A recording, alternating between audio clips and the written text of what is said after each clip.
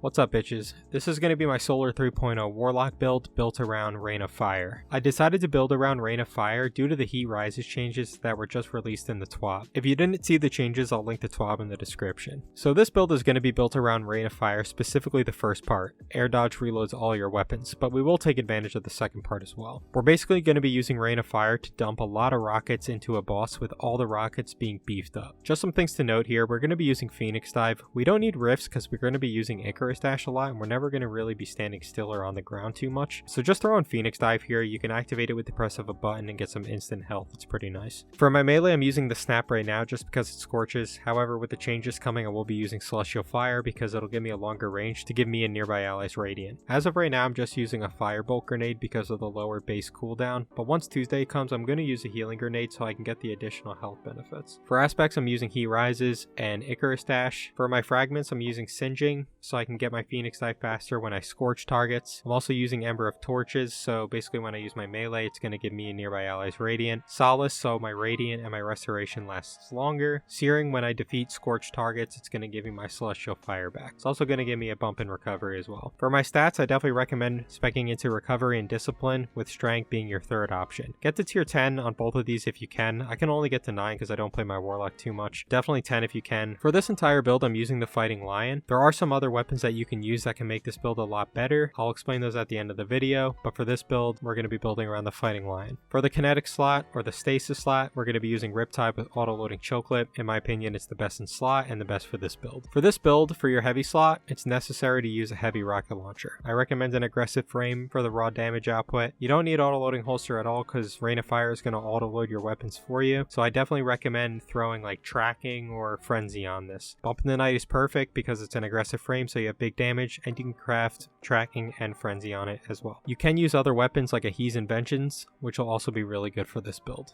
On my helmet, I'm just running one copy of Charged Up. This is going to give me one additional stack of Charge with Light to a total of 3. On my gloves, I'm running one copy of Argent Ordnance, and I'm running an additional copy on my boots. This is going to give me a total of a 25% damage bonus increase to all of my rockets. On my chest, I'm using one copy of Elemental Charge so I can get charged with light while picking up Elemental Wells. And on my bond, I'm using one copy of Explosive Wellmaker so I can use the Fighting Lion to make Elemental Wells. I'm also using Classy Restoration, so when I activate my Phoenix Dive, I get the additional restoration benefits. I'm going to let some gameplay roll in the background here while I quickly describe the gameplay loop. So you're going to want to activate your Heat Rises whenever you're going to start killing ads. You're going to want to use your Fighting Lion to kill as much ads as possible and create as many Elemental Wells as possible. Picking up Elemental Wells is going to give you Charge with Light, and you want to build that up to Charge with Light times 3. Once you have Charge with Light times 3, now you're ready for damage. Make sure before you start your damage, you activate your melee and make yourself radiant. You can also make yourself radiant by getting a kill with a fusion rifle due to Rain of Fire.